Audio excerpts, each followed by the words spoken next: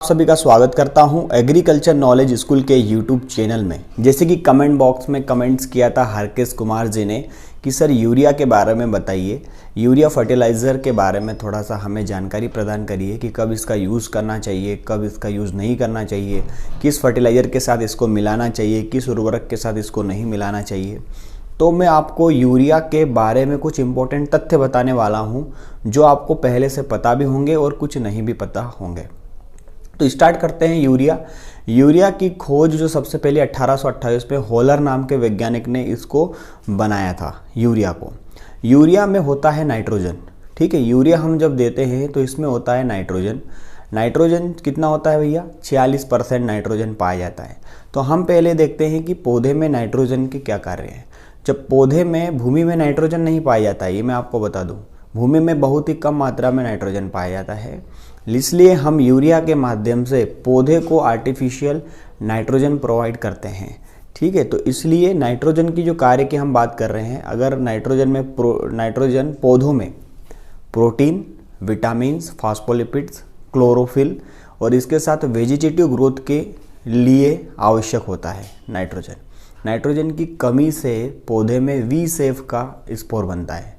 मतलब अगर हम निचली पत्तियों पर जाएंगे तो वी सेफ का आपको स्पोर मिलेगा, वी सेफ का। इसलिए हमें क्या करना चाहिए? नाइट्रोजन पौधे को समय पर देना चाहिए। बात करते हैं इसके उपयोग की।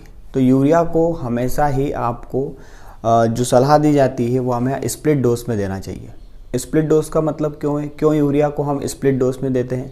जैसे मैं गेहूँ का उदाहरण लेता हूँ तो गेहूँ में 100-60-40 या 120-60-40 का रेशो में एनपीके दिया जाता है, जिसमें नाइट्रोजन जो होता है 120 होता है, ठीक है। कितना होता है? 120। तो इसको सीधे एक ही बार में खेत में नहीं दिया जाता है, इसको स्प्लिट डोज में दिया जाता है।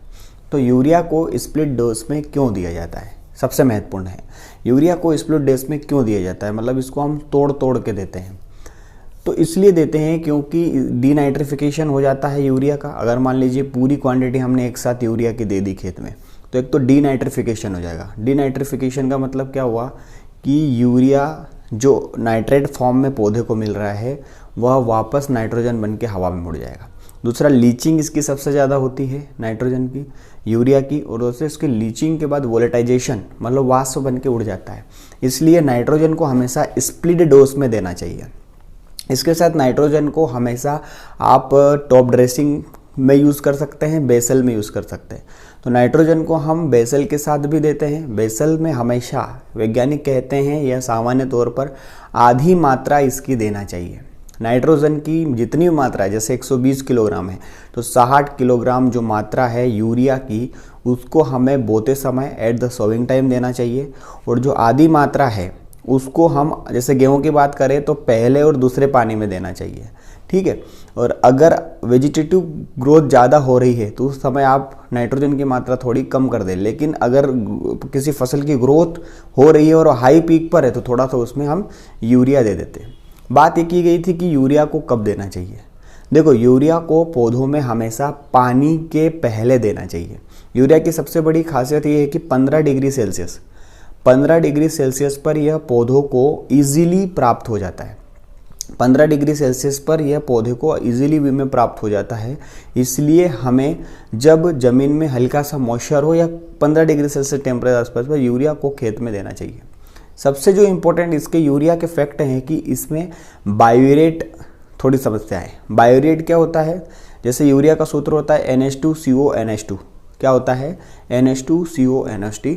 लेकिन जब ये NH2CONH2 एक और कण NH2CO और NH2 दोनों मिल जाते हैं तो बायोरेट का निर्माण होता है। बायोरेट का निर्माण पौधों में अधिक तापमान पर होता है। मतलब मान लीजिए खेत में मॉइस्चर नहीं है, पानी नहीं है, और उस स्थिति में आपने खेत में यूरिया को दे दिया। अब क्या होगा कि ये जो दो कण हैं आपस में मिल जाएंगे कब? जब 150 डिग्री सेल्सियस से अधिक तापमान ज़मीन में हो जाता है तो बायोरेट का निर्माण हो जाता है। और बायोरेट ही हमारी फसलों को बहुत अधिक नुकसान करता है। हमारी फसलों को सबसे अधिक नुकसान करता है बायोरेट। इसलिए हमें बायोरेट की जो मात्रा है यूरिया के बैग में वह 1.5% से कम रखने को बोला गया है।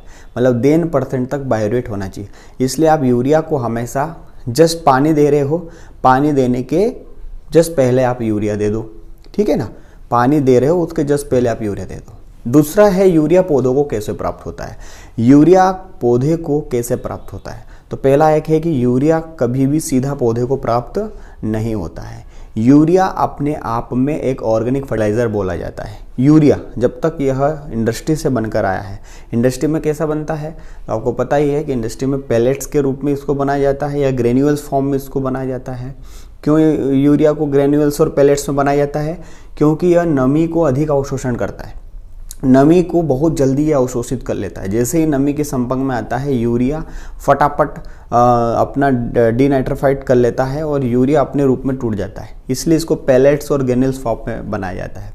यूरिया पौधे को हमेशा एमाइड के बाद अमोनिया में प्राप्त होता है, अमोनिया के बाद नाइट्राइट और नाइट्राइट के बाद नाइट्रेट। इतने दिन में मतलब एमाइड से नाइट्रेट फॉर्म में, पौधे अक्सर जो नाइट्रोजन को लेते हैं वो नाइट्रेट फॉर्म में लेते हैं। किसमें? नाइट्रेट फॉर्म में। अब नाइट्रेट फॉर्म में अमाइड से नाइट्रेट फॉर्म बनने में लगभग हमको 6 से 7 दिन लगते हैं। ठीक है, 6 से 7 दिन नाइट्रेट, जैसे आज आपने यूरिया डाला तो 7 दिन बाद या 6 दिन बाद पौधे को प्राप्त होगा। इसलिए कहा जाता है कि बोने के 3 से 4 दिन पहले हमें खेत में यूरिया देना चाहिए। क्यों? 3 से 4 दिन में हम देंगे तो यह अमाइड बनेगा, अमाइड से हमारा अमोनियम बनेगा, अमोनियम से नाइट्राइट और नाइट्राइट से नाइट्रेट बनेगा।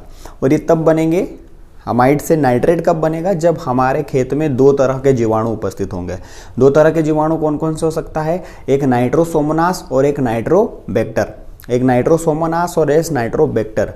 अमोनिया को, जब अमोनिया फॉर्म रिलीज होती है खेत में, तो अमोनिया को नाइट्राइट में बदलता है नाइट्रोसोमोनास और नाइट्राइट को नाइट्रेट में बदलता है नाइट्रोबैक्टर। तो इस तरह से आप यूरिया को खेत में दे सकते हैं। यूरिया से हानि क्या है? जब यूरिया बनता है तो एक यूरिएज एंजाइम होता है। कौन सा? Urease enzyme. और इस यूरिएज एंजाइम की उपस्थिति में ही खेत में यूरिया टूटता है। ठीक है, तो जब यूरिएज टूटता है तो खेत में हाइड्रोजन गैस रिलीज होती है। हाइड्रोजन गैस रिलीज होती है क्योंकि यूरिया का फार्मूला क्या है? NH2CO NH2। तो हाइड्रोजन आयन खेत में ज़्यादा निकलते हैं और हाइड्रोजन आयन जब खेत में ज़्यादा निकलते हैं तो खेत में एसिडिटी बढ़ती है, खेत में अम्लीयता बढ़ती है। इसलिए हम कहते हैं कि यूरिया वाले खेत में विल्टिंग की बीमारी ज़्यादा आती है। अम्लीयता ज़्यादा बढ़ जाने के कारण क्लोरोसिस उत्पन्न हो जाता है, पौधों की ग्रोथ ठीक से नहीं होती है। आगे हम बात करते हैं कि यूरिया जो है इसको किन किन फर्टिलाइज़र के साथ नहीं मिलाना चाहिए। तो देखिए, हमेशा 2 है फर्टिलाइज़र, एक तो कैल्शियम नाइट्रेट। कैल्शियम नाइट्रेट के साथ यूरिया को कभी नहीं मिलाना चाहिए। दूसरा, यूरिया को हमेशा ही आप सिंगल सुपर फॉस्फेट या सुपर फास्फेट, 3 प्रकार के होते हैं, single super phosphate, double super phosphate, triple super phosphate, इनके साथ नहीं मिलाना चाहिए। आप मिला किसके साथ सकते हैं? तो आप मिला सकते हैं यूरिया को जो फास्फोरस है, मतलब DAP के साथ मिला सकते हो, मोनो अमोनियम फॉस्फेट के साथ मिला सकते हो, पोटास के साथ मिला सकते हो, लेकिन कभी भी कैल्शियम नाइट्रेट और फॉस्फेटिक फर्टिलाइजर जैसे सिंगल सुपर फॉस्फेट के साथ नहीं मिलाना चाहिए। आगे मैं आपको बात कर रहा हूँ यूरिया की, जो ज़बरदस्त है कि यूरिया को फोलियर स्प्रे के रूप में भी हम यूज़ कर सकते हैं। फोलियर स्प्रे मतलब यूरिया का घोल बनाकर भी हम खेतों में इसका यूज़ कर सकते हैं। मान लीजिए पौधों में क्लोरोफिल नहीं बन रहा है, ठीक है, या हल्का सा दाना आ गया है लेकिन हमें वृद्धि चाहिए खेत में थोड़ी सी, तो हम फोलियर स्प्रे ले सकते हैं। तो फोलियर स्प्रे में भी, फोलियर स्प्रे मतलब खड़ी फसल में यूरिया का उपयोग करना, तो इसको हम कभी भी कर सकते हैं, लेकिन जब आवश्यकता हो तभी उपयोग करें। यह 2% मात्रा, यूरिया की 2% से 6% मात्रा को हम घोल के रूप में उपयोग कर सकते हैं, लेकिन मैक्सिमम 2% ओनली, मैक्सिमम हम 2%। मतलब अगर 100 लीटर घोल है, 100 लीटर घोल है तो उसमें आप 2 किलो यूरिया का घोल बनाकर खेतों में स्प्रे कर सकते हैं, जिससे हमें त्वरित और तुरंत रिजल्ट मिलते हैं। ठीक है, आगे हम जो यूरिया की सबसे महत्वपूर्ण बात हम कर रहे हैं फैक्ट है कि यूरिया को हमें कहाँ देना है। तो यूरिया को हमें 2 तरह से जोन में दिया जाता है, एक रिड्यूस्ड जोन और एक ऑक्सीडाइज जोन। रिड्यूस्ड जोन होता है मृदा के नीचे, ज़मीन के नीचे जब इसे गाड़ दिया जाता है तो वह रिड्यूस्ड जोन कहलाता है। और ऑक्सीडाइज जोन जब मृदा के ऊपरी भाग पर, मतलब मृदा पौधे के आसपास ही हम जब यूरिया देते हैं तो वो ऑक्सीडाइज जोन कहलाता है। रिड्यूस्ड जोन हमेशा लो लैंड जो मृदा होती है ना, उसमें देना चाहिए, और ऑक्सीडाइज जोन हमको अपलैंड सॉइल में देना चाहिए। आगे जो इम्पोर्टेंट यूरिया के फैक्ट है वो है कि यूरिया को ओलेटाइजेशन लॉस हमेशा सबसे ज़्यादा अल्कलाइन कंडीशन में होता है। जब अल्कलाइन कंडीशन खेत में बनेगा एसिड टू अल्कलाइन, तो वहाँ पर यूरिया का ओलेटाइजेशन लॉस जो होगा सबसे अधिक होगा, यूरिया वाष्पीकृत होके बहेगा। तो ये इम्पोर्टेंट कुछ फैक्टर थे। आप इस वीडियो में बने रहिए और आप सभी का धन्यवाद यह वीडियो देखने के लिए। अगर मेरा वीडियो पसंद आता है तो ज़रूर मुझे सब्सक्राइब करिए और ऐसे ही इंटरेस्टिंग वीडियो प्राप्त करने के लिए लाइक और शेयर करें। जय हिंद, जय भारत, जय किसान, भारत माता की जय, जय हिंद।